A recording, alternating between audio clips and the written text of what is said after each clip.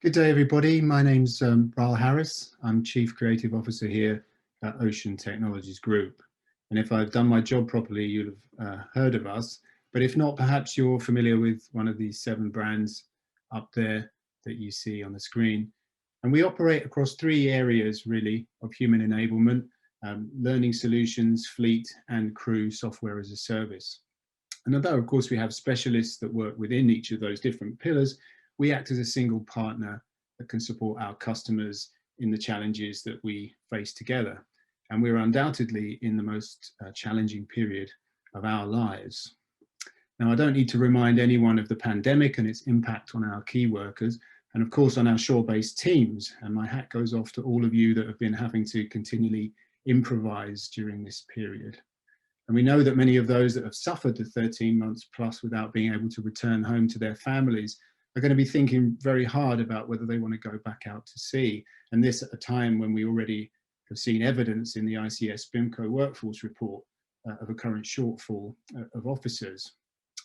Or we may just be emerging from that challenge of our lifetimes, but I'm afraid another one is waiting that will have much more wide-ranging consequences. Climate change, the race to 2050, is going to fall very heavily on our shoulders. The world's ambitions for carbon reduction by 2050 simply cannot happen without a huge effort from the shipping community. And anyone paying attention to the discussions at COP26 in Glasgow will have heard the debate about the new technologies and fuels that will deliver the fourth propulsion revolution. But moreover, those 2030 targets on which the 2050 targets are based will mean we have very little time to prepare our people with the knowledge and skills that they have for the change to come.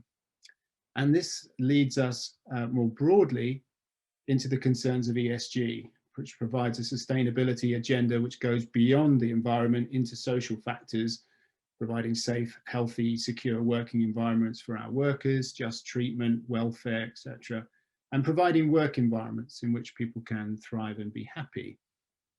And then, of course, the G part of ESG, requiring higher than ever levels of governance that encourage sustainable decision-making through transparency and accountability in pretty much every area that we operate. And these are not optional, but will be increasingly core to decisions on investment and consequently the viability of our businesses. But then, of course, the old challenges that have kept us busy have not gone away and are still very much demanding of our attention. So what does this mean for our maritime professionals? And how does this impact on the work they do and the skills they need? Well, we would argue, and I'm sure that many of you would agree, that it's time we look at the fourth propulsion revolution and consider the human revolution that will be required to power us to 2050 and beyond. So today I'm going to zoom in onto human factors and consider how we can ensure that not only people have the knowledge and skills that they need, but how we can also enable good decision making, encourage positive behavior, and achieve higher levels of performance in our teams. There's been a renewed focus on the human element in our industry over the last 3 or 4 years, with OCIMF taking a particular lead. Firstly, identifying it as really the final frontier as far as risk reduction goes, and then expanding on that theme with a number of pieces of specific guidance. The first big game changer was the release of the joint Intertanko OCIMF Behavioural Competency Assessment and Verification BCAV document, which makes the case for soft, not everyone loves that term, but soft behavioural competencies as being just as valuable as hard technical skills, and provides a framework and guidance for their evaluation. And the second important piece of guidance was the Human Factors Approach document that set out some additional detail. Firstly, the distinction from the use of the term human element to a broader term, human factors, that takes in not only human behavior and decision making, but the additional factors such as workplace design, systems and processes that might influence those decisions and in many cases may impede the human's ability to behave as desired. And it also lays out 5 pillars that underpin that philosophy: leading and shaping the culture you want, so organizational conditions, leadership, listening to your people, etc. Well-executed tasks and procedures, designing tasks to reduce the possibility of error, controls and procedures, training, of course, and that idea of work as done versus work as imagined. Well-designed equipment and controls, so human-centered design, impact of automation, etc. Skills to respond to emerging situations, so situational awareness and recovery, how people respond, and learning before and after things go wrong. So the importance of lessons learned from incident investigation and near misses, of course, but also studying and learning about how work is performed to spot things that may indicate an incident is on the way. And these were then further elaborated in the Human Factors Management and Self-Assessment document, which came out in October this year, which puts flesh on the bones of those pillars with KPIs that can be used to measure your performance against. This also paving the way for this to go into TMSA as an element 14. And whilst I appreciate these are designed for the tanker trade, I think all sectors should pay attention, because it's my firm belief that as ESG and in particular new fuels come into play, all trades will find themselves pursuing this same agenda. And I think we can see that coming through with initiatives such as the dry BMS standard for intercargo and RightShip are putting together. So what tools can we use to meet these standards? How can we get on top of these KPIs without overburdening our already overstretched teams at sea and at shore? Now, for me, the leading and shaping the culture you want pillar is first there for a reason, because culture is the place to start. Culture eats strategy for breakfast is an expression you may have heard, reflecting, of course, that if your people are not on board with your plans, you're going to struggle to deliver them. But it's also a phrase that resonates in an uncertain world in which plans are subject to change and tactical decision-making is required.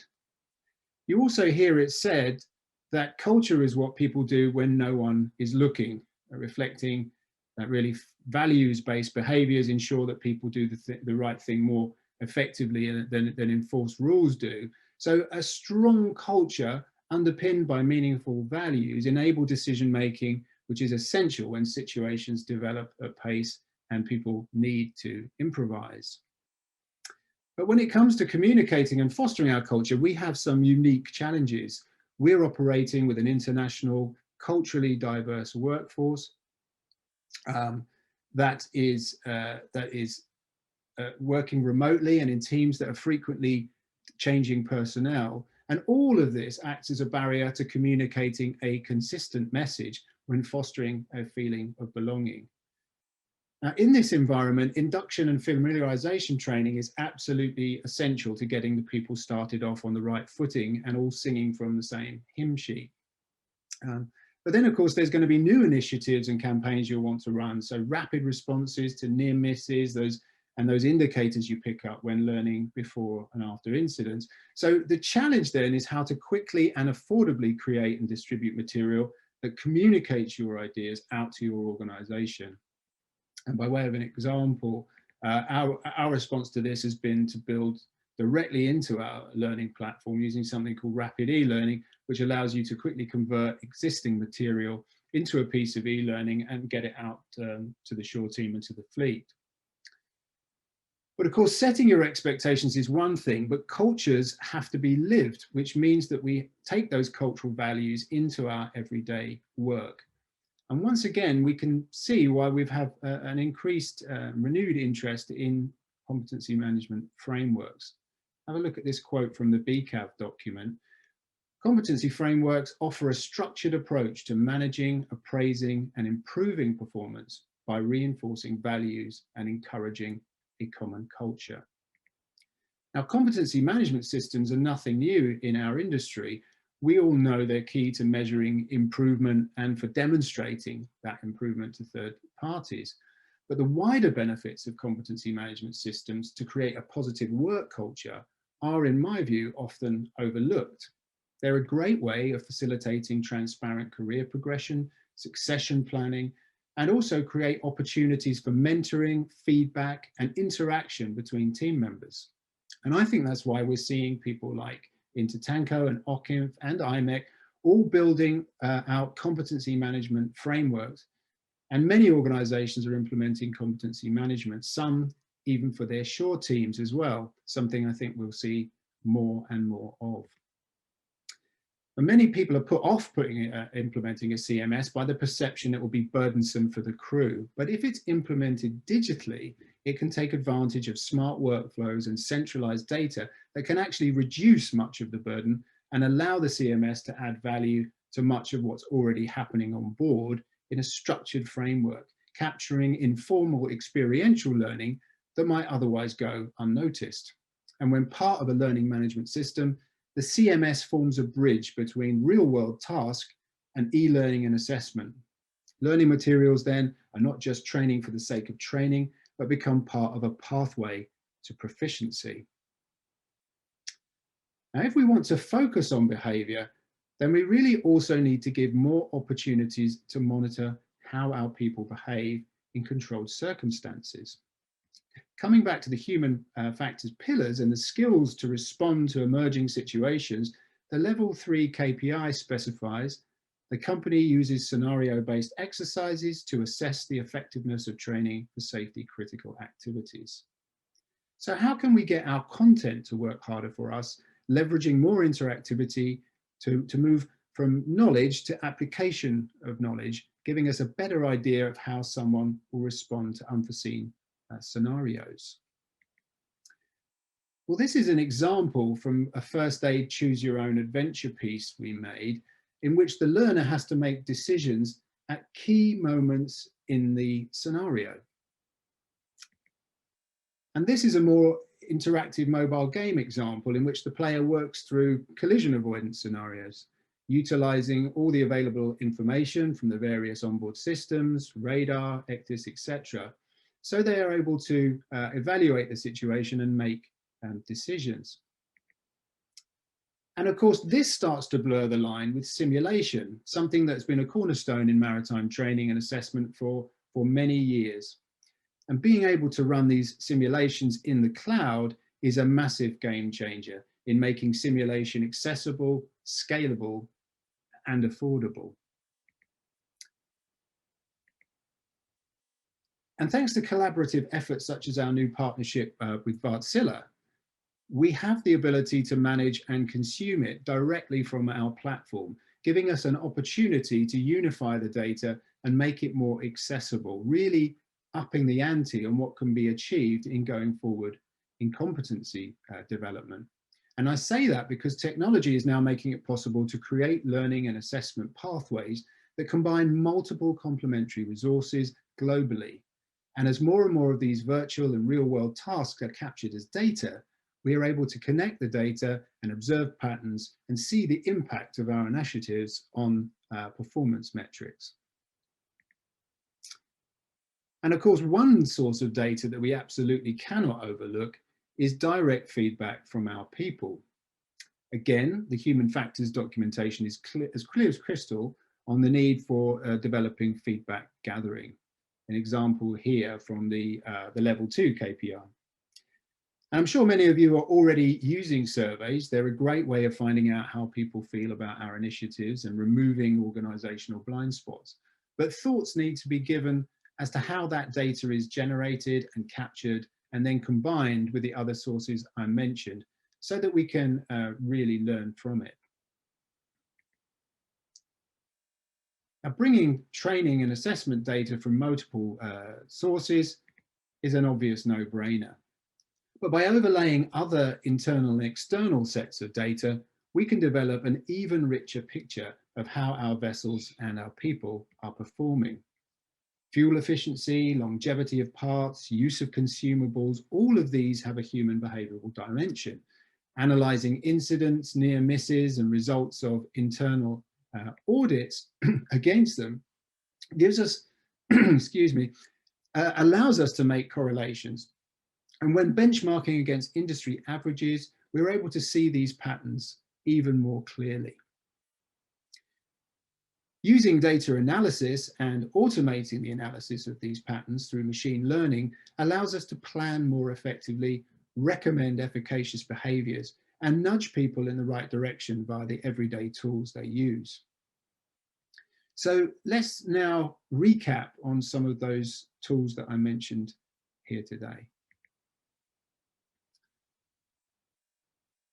learning management system that is elevated beyond a learning locker to a place of communication on your values and a tool for building the right culture, unifying the shore and ship training initiatives with a consistent voice. And of course, taking it mobile to bring training closer to the flow of work.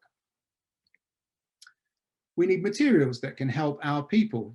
Of course, all the usual STCW, MARPOL, ISM, etc. material, but also material that explains human factors and how to assess them.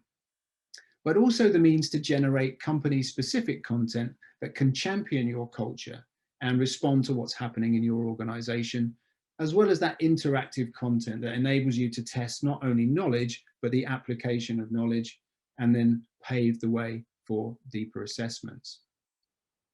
You need a competency management system that you can make your own and provides smart workflows that facilitate the process and encourage interaction both on board and with our shore-based teams. Greater diversity of assessments at scale, yes, technical knowledge, but situational awareness, how people respond to situations, ability and personality profiling, communication and language skills, all vital, I think. The ability to capture feedback from the people that matter, how they're feeling about our initiatives, how they're approaching the work they do, what they value, and where they need support. And the ability to bring the data picture together, to find the patterns and deliver us the insight into how we are performing. And lastly, we have to do it in such a way as to minimize the work for our teams. More automation, smarter workflows that can minimize the administrative burden and leave our teams space and time for the things that really matter. Supporting one another, mentoring, shaping a positive culture in which people can work, thrive, and perform. And these, we believe, can help us on that way to delivering the fourth human aspects of the fourth propulsion revolution and the other challenges that lay ahead. So thank you very much for listening.